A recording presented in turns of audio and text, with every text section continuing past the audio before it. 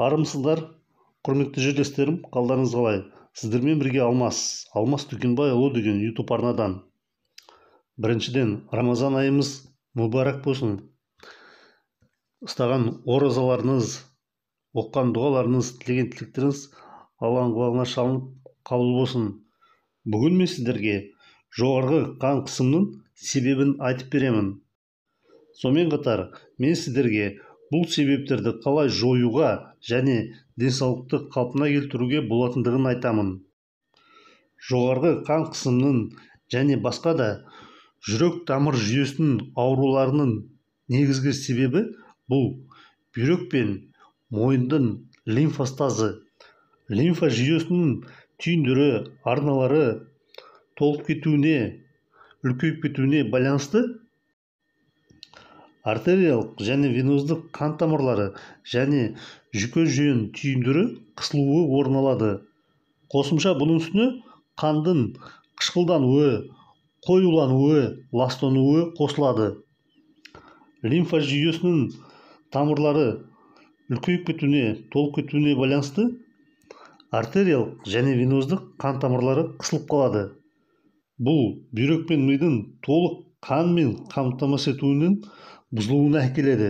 Адамдың анатомиясы бойынша лимфа жүйесі тереңде және бетінде орналасқан. Осылардың ортасында жасуша аралық кеңістігі, жүйке тамырлары, артериялық және веноздық қан тамырлары орналасқан. Лимфа жүйесі үлкейіп кеткен кезде, толып кеткен кезде артериялық, веноздық қан тамырлар жүйесі сығылып, қысылып қалады. Осы жерден бүйрек пен мидың қанмен қамтамасыз ету бұзылуы болады. Науқастар қандың қысымының дәрі-дәрмектерді ішіп түсірмекші болады. Бірақ бұл дұрыс емес, өйткені қан қысымының төмендететін дәрі-дәрмектер олар бүйрекке және миға қан ағымының кіріп шығуын жетіспеушілігін тудырады. Дәрі-дәрмектермен аурудың симптомдарын алып тастауға болады, бірақ негізгі ауруды тудырған себептерді емес. Жоғарғы қан қысымының және басқа да жүрек тамыр жүйесінің ауруларының негізгі себептері артериялық, веноздық қан тамырлары және жүйке тамырлары үлкейіп кеткен, толып кеткен, төмендегі және бетіндегі лимфа жүйесінің арналарының ортасында орналасқаннан кейін оларды қысуына байланысты. Бұған қосымша қандың дұрыс биологиялық химиялық құрамы бұзылуы болып тұр. Яғни қан қышқылданып, қоюланып, ластанып кеткен. Ең қауіптісі бұндай қанда үйіп қалған қан немесе тромб болуы мүмкін. Жоғарғы қан қысымын және басқа да жүрек тамыр жүйесінің негізгі ауруларының себептерін жою үшін және денсаулықты қалыпқа келтіру үшін лимфа массаж бен висцералдық түзету массаж сеанстарын алу керек. Бүйрекпен және мойындың лимфостазын жоятын. Маған алдын ала хабарлассаңыздар, уақыттарыңызды белгілеп, лимфа массаж қызметін көрсетемін. Сонымен қатар тегін физиотерапия мен инфрақызыл жарықпен емдеу аласыздар. Және дұрыс емдік қалыпқа келтіретін тамақтану бойынша кеңес аласыздар. Қандың дұрыс биохимиялық құрамын және сапасын қалыпқа келтіретін тамақтану туралы. Лимфа массаж бүйректің, мойындың лимфостазын жояды. Лимфа массаж лимфаның жүйесін, арналарын, тамырларын шлактан, улардан, токсиндерден тазартады. Артериялық, веноздық қан тамырлары және жүйке тамырлары лимфа жүйесінің қысымынан босатылады. Осылайша бүйрекке және миға артериялық, веноздық қан ағымының жеткілікті мөлшерде кіріп шығуы қалыпқа келеді. Осылайша бүйректегі, мойындағы тұрып қалған, толып қалған лимфостазды лимфа массаж арқылы алып тастау керек. Яғни лимфа жүйесінің тамырларын жасуша аралық кеңістігінен алынған шлактан, улардан, токсиндерден босату керек. Артериялық, веноздық қан тамырлары және жүйке тамыр жүйесі лимфа жүйесінің қысымынан тоқтатылған уақыттан бастап бүйрек пен миға жеткілікті мөлшерде артериялық веноздық қан ағымының кіріп шығуы келеді және денеге қан қысымды көтеру қажеттілігі керек болмай қалады. Оның өзі нормаға дейін төмендейді. Келесі қадам қандың дұрыс биологиялық, химиялық құрамын қалыпқа келтіру керек. Яғни қанды сұйық қылдыру керек, оттегіге қанықтыру керек және жасушаға қажет барлық сілтілі қоректі заттармен қамтамасыз ету керек. Яғни келесі қадамымыз қандың ағымын қалыпқа келтіргеннен кейін ішектің қышқылдық пен сілтілі тепе-теңдігін қалыпқа келтіру керек. Бұл қандың сапасына, құрамына әсер етеді. Ішектің ішінде қышқылдық пен сілтілік тепе-теңдігін қалыпқа келтіру үшін біраз уақыт сілтілі тамақтар мен сусындарды тұтыну керек. Тек осылай ғана осы жолды жүріп отырып, жоғарғы қан қысымды және басқа да жүрек тамыр жүйесінің ауруларын жоюға болады. Нәтижесінде сау адам боласыз. Егер де осы айтылғандай емді қабылдасаңыздар, дұрыс тамақтансаңыздар, нәтижесінде мысалы артық салмақтарыңыз болса, артық салмақтарыңыз түседі. Жоғарғы қан қысымыңыз және пульсыңыз нормаға дейін түседі. Денеңіздің төзімділігі жақсарады, жұмысқа қабілеттілігіңіз артады. Жүрек айнуы, асқазан қыжылдауы, тітіркену азаяды. Қолтықтан, денеден, ауыздан шығатын сасық иістер жоғалады. Ұйқыңыздың сапасы жақсарады. Таным қабілеттілігіңіз жақсарады. Бұл концентрация, ойға сақтау, мидың жұмыс істеуі, еркектердің жыныстық өмірінің сапасы жақсарады. Дәрі-дәрмектердің қабылдауы азаяды.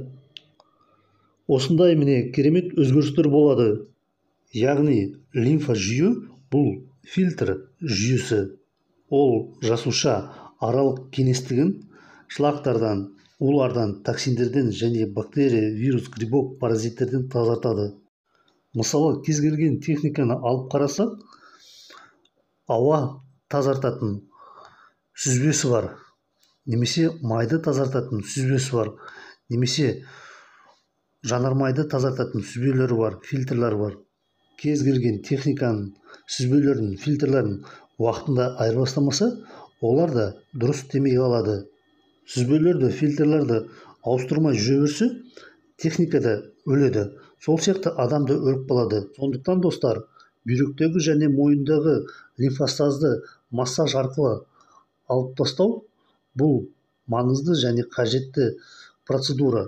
Бұл болашақта сіздерді инсульт, инфаркт деген қайғылы жағдайлардан аулақ болдырады.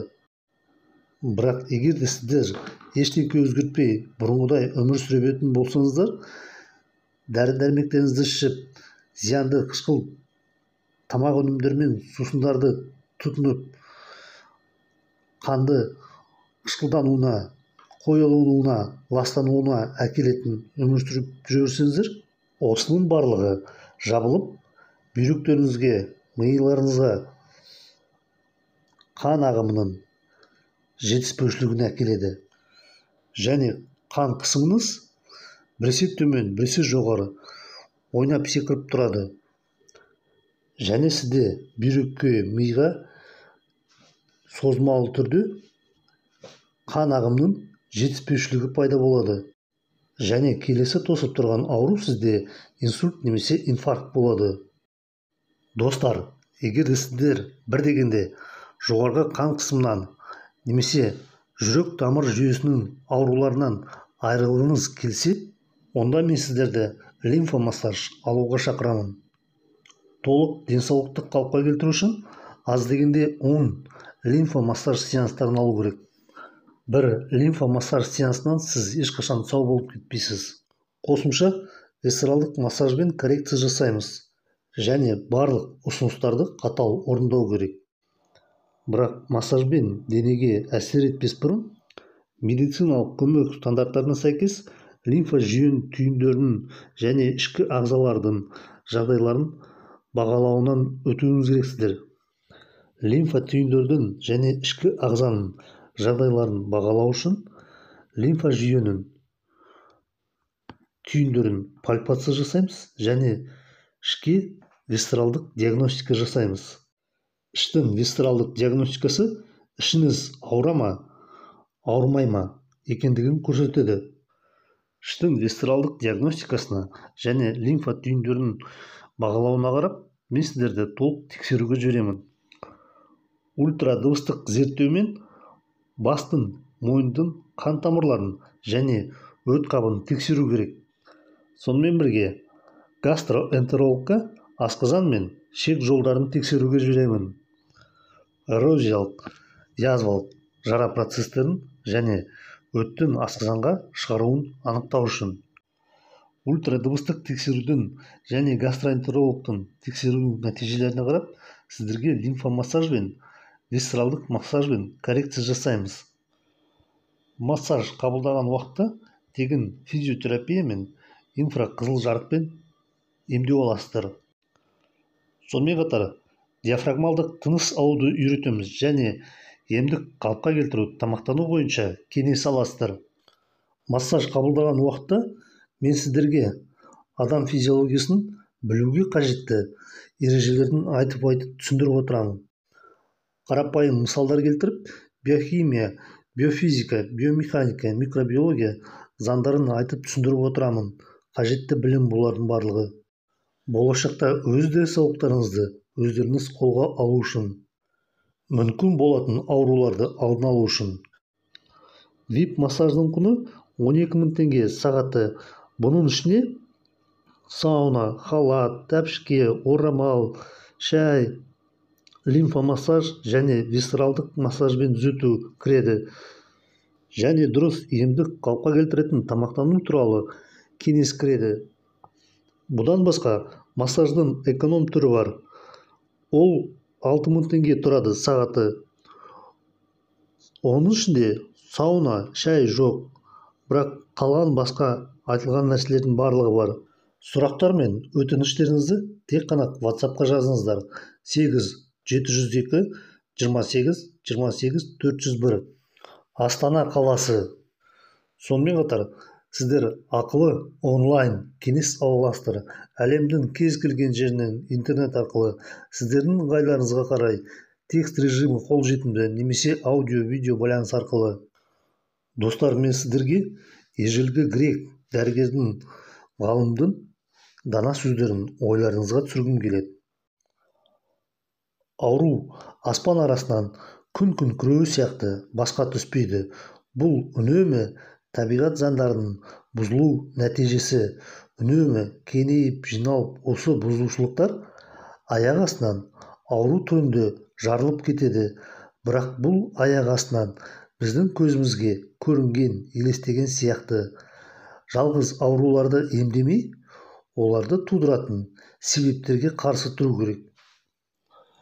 Бұл өмірде ештеңе ауру мен ақымақтықтан басқа қымбатқа түспейді. Достар, Гиппократ пен Зигмунд Фрейдтің айтқан сөздерімен келісетін шығарсыз деп үміттенемін. Достар, сау болыңыздар, ауырмаңыздар. Сіздердің денсаулықтарыңыз тек қана сіздердің қолдарыңызда. Құрметті жерлестерім, менің бір үлкен арманым бар. Сіздермен бірге мен қоғам құрғым келеді. Онда бізде бір отбасындағыдай бір экономикалық мүдде болады. Біздің барлығымызды шын мәнінде тәуелсіздікке жеткізетін қоғам, әлеуметтік, экономикалық, мәдени жағынан, сонымен бірге барлығымызға шын мәнінде қауіпсіздікке және жан-жақты дамуға жеткізетін қоғамға. Қазіргі капиталистік қоғамдық экономикалық жүйеде біз басқалардың есебінен өмір сүру жолында келе жатырмыз. Осыдан теріс айналып, біз бір-бірімізге көмектесетін, бір-бірімізге жақсылық жасайтын, бір-біріміздің арқасында өмір сүретін, дұрыс, қоғамға пайдалы өмір сүру жолына түсу керек. Сондықтан достар, Қазақ медико-биологиялық тамақтану мен оңалту ғылыми зерттеу институтының кез келген өнімдері мен қызметтерін сатып алатын болсаңыздар, табыстың бір бөлігі халықтық экономикалық инфрақұрылымының дамуына кетеді. Барлығы өзіміздің қолымызда. Біздің күш біздің бірлігімізде. Барлық ұлы істер халық біріккен кезде жасалынады болады. Өзіміздің жерде бірігіп халық болып ие болмасақ, қасиетті жер бос болмайды. Құрметті жерлестер, егер де сіздер мен сияқты ойласаңыздар, онда бірігуге шақырамын. Өмірімізді үздік әрі сапалы жасайық. Өзіміз үшін және артымыздан жерге ие болатын ұрпағымыз үшін. Достар, егер де осы бейнедегі көрген, естіген сіздерге пайдалы болса, онда туғандарыңызға, таныстарыңызға, туыстарыңызға таратып жіберіңіздер. Аямай лайктарыңызды қойыңыздар және Алмас Дүкенбайұлы деген YouTube арнама жазылыңыздар. Қоңыраушаны басып қойыңыздар. Келесі бейнероликтерді көру үшін. Және пікірлеріңіз болса, комментарийға жазып қалдырыңыздар. Міндетті түрде жауап беремін. Келесі кездескенше сау болыңыздар, достар.